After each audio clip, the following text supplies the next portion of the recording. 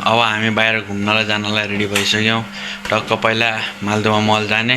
Salary कतिको दिन्छ, थोरै दिन्छ कि धेरै दिन्छ केही थाहा छैन। स्यालेरी थापेर अनि टक्क घुम्न हिँड्ने हो। 4000 त आउला नि सोचिरहेछौँ। अब सपनै हो, सम्झिने पानी छम्किने। दाइ पनि स्यालेरी थापेर टक्क हामी घुम्न जाने हो। अब के हुन्छ निस्किहाल्यो भर्खरै। जुस खाँदैछौँ। अब जुसको गिलास बोक्न मिलेन। यता किचन चाहिँ राम्रोसँग क्लोजिङ गर्नु पर्यो।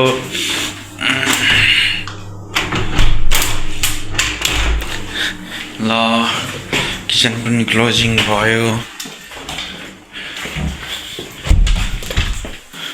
हिँडेको यो सुज ऱ्याक पनि बन्द गरौँ।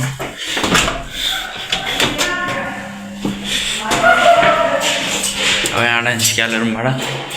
आज धेरै पछि हो कि ब्लग बनाएको बिदा नि त्यस्तै भइहाल्यो। अनि बनाउनु पाएको थिएँ के कुराहरू नमिलेर पनि हो। चस्मा लगाएको राम्रो स्वाद छ कि छैन थाहा छैन। त्यो चाहिँ हजुरहरूले कमेन्ट गर्नु होला।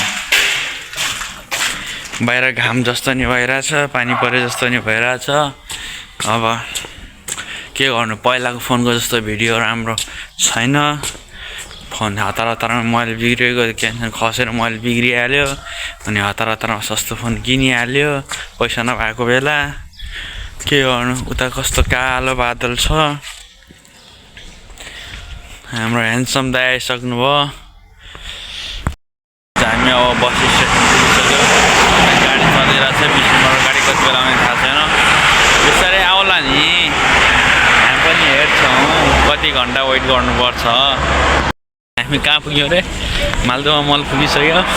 दाइलाई फेरि एउटा चस्मा आउनु भएको छ। मैले भनेकै हो घाम लाग्दैन, पानी पनि मौसम चेन्ज भइरहेछ। जस्ट चिसो भइरहेछ।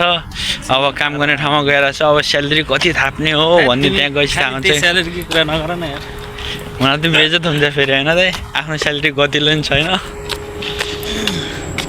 यतातिर पुरै सहर छ।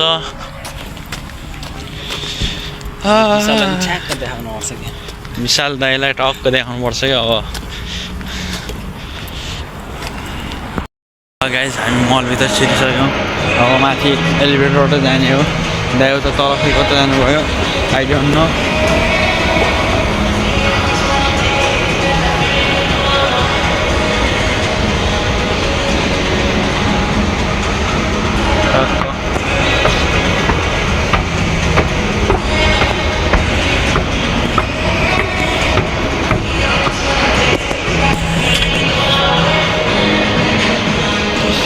सर्भिसमा जाँदैछौँ। आज सुनसान छ, हिजो त लास्टै दिदी थियो हामी।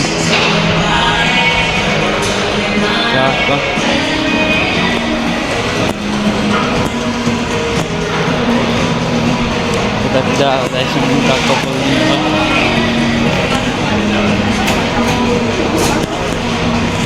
हेलो दाइ के छ? चलेकै छ। त्यता पछाडि गइरहेछौँ।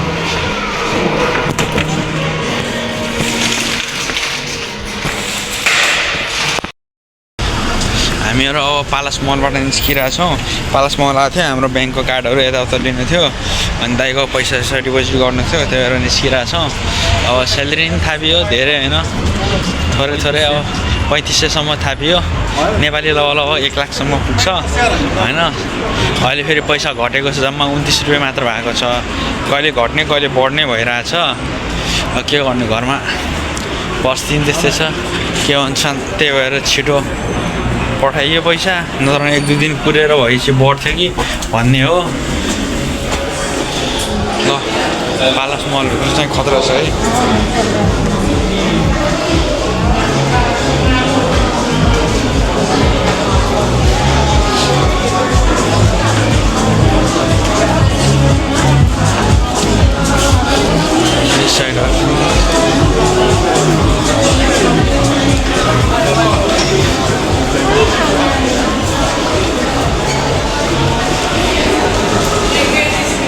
मन्डे पनि यस्तो भिड हुन्छ। यहाँ चाहिँ चलिरहेको हुन्छ। अब सन्डे र स्याटरडे चाहिँ कस्तो हुन्छ थाहा भएन, हामी आएको छैनौँ। हाम्रो चित्र दाइ मोबाइल चलाउँदै आउँदै हुन्छ। भाइ आजको बारेमा के भन्नु छ? केही छैन हौ, एकैछिनमा पकेट टन्नै थियो, एकैछिनमा रित्तो भयो। अब एकाउन्टमा चाहिँ हालियो। अब एकाउन्टमा पनि एकैछिनमा गाता हुन्छ फेरि पठाउँदाखेरि होइन हुन्छ। खल्ली बल्ली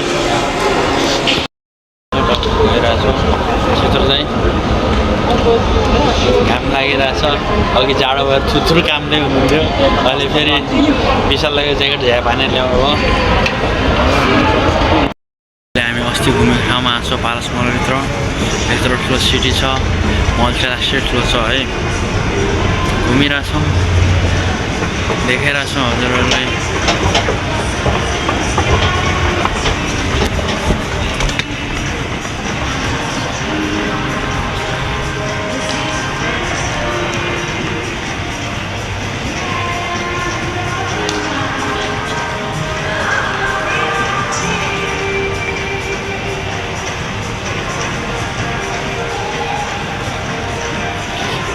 बोल्दा बोल्दा नै शब्दहरू नै सक्यो कि, त्यही भएर के बोल्ने भनेर यत्तिकै भिडियो बनाउँदै बनाउँदै हिँडिरहेको। फेरि रतन कार्की भाइ जस्तो होइन कि बोलेपछि बोल्न पायो भने चाहिँ बोलेको चाहिँ गर्ने होइन क्या। कहिलेकाहीँ भ्युवर पनि हेर्नुपर्छ।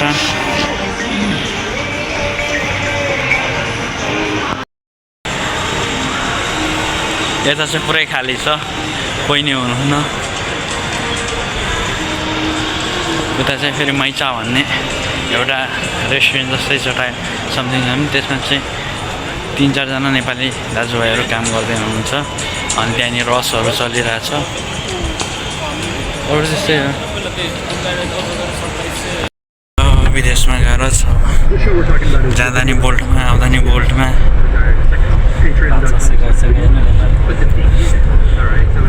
5-6 हजारको जान लागिसक्यो नेपालको। वेटिङमा बसिरहेको छु, मालदेवा मल जाने हो। फेरि आज झ्याप्पै रमाइलो छ भनौँ। ल गाइज, हामी क्यालिफोर्नियाबाट निस्किरहेको छौँ। सामान चाहिँ के भने किनेन, अब के गर्नु, रुमतिर गइन्छ। अनि द्याट्स इट, भ्लग सकियो भन्थे अनि इन्डिङ गर्ने त हो नि। क्यालिफोर्निया पनि आज बेसी छैन, त्यस्तो केही छैन, खाली नै छ। जिन्दगी खाली चल्दैछ। घुम्न गयो खाली। बल्ल त दाइसँग छुट्टी परेको छ, त छुट्टी पर्दैन। नत्र भने एक्लै भएपछि त रुममा त साइको भइन्छ कि बस्दा साइको होइन, धेरै साइको भइन्छ एक्लै भयो। गर्ने चाहिँ के रुममा मोबाइल चलाएर बस्ने, कति चलाउने, काम गरेर सरसफाइ गरेर चाहिँ रुम सरसफाइ हुन्छ, त्यो पनि सकिहाल्छ एकैछिनमा। बढी भएपछि 1 घन्टा 1.5 घन्टा। अनि कति चाहिँ गर्ने, अरू चाहिँ के गर्ने, सुत्ने पनि निद्रै लाग्दैन। न राति निद्रा लाग्छ, न दिउँसो निद्रा लाग्छ, न त रातिको निद्रा नै लाग्छ, न दिउँसो भोक नै लाग्छ। गर्ने चाहिँ के घुम्न जाऊ भने न साथीहरू छ, न टाइम मिल्छ। गाह्रो छ। विदेशमा जिउन यति सजिलो छैन। न त विदेश जान पाउनेहरू खुसी छन्, न त विदेश आएकाहरू खुसी छन्। त्यस्तै हो कि। अरू केही छ भन्नु? अरू केही छैन। अब मेरो होटेलमा निस्किन लाग्छन्, गेटमा टक्क बन्द भएछ। इनसाइड हो त। ओ भैँसीसँग पाडो फेरि बसमा फेरि हाम्रो अब 3 स्टपको यात्रा हुन्छ। त्यति बेलासम्म चाहिँ हामीलाई कन्ट्रोलले नसमान्थ्यो हुन्थ्यो होइन। पैसा छ तर त्यहाँ स्क्यान भएन क्या हाम्रो। तिनीहरूले समात्यो भने चाहिँ लगभग हान्छ 300 हुँदाखेरि 80 रुपियाँ रहेछ। आउट अफ बुगारिसमा ड्याङ्गै 300 रुपियाँको चिज काट्दो रहेछ। खल्ली बल्ली हेरौँ कस्तो हुन्छ, बाटोमा देखाउँला होइन।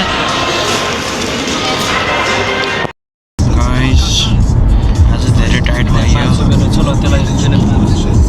अब यता घुम्दा बोल्टिनै परिरहेको छ। बल्ल सल्ल क्यान्छन् भयो, गाडी पाइ। अब कति बेला पुगिन्छ, एकछिनमा पुगिन्छ होला। लास्टै टाइड भयो आज त, लास्टै झेलियो आज। Not good day, not bad day.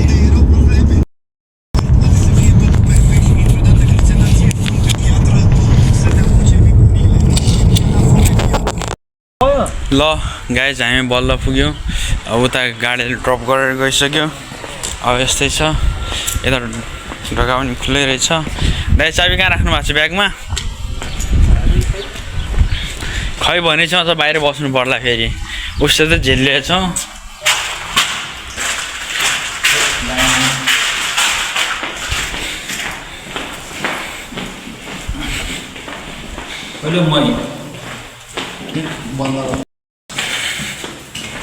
अब रुममा पुगिसक्यो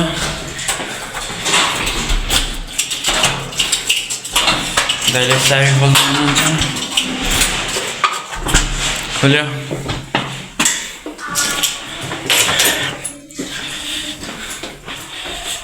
आजको ब्लग हाम्रो यहीँसम्म हुन्छ ल दाइले केही कुरा भन्दै हुनुहुन्छ फाइनल्ली गाइज हामी धेरै बिहान लगभग 12 बजीबाट हिँड्यो काम पनि बन्यो अलिअलि तर त्यस्तै भयो आजको दिन बिदाको दिन अब भेटौँला अर्को भ्लगमा है त हामी ल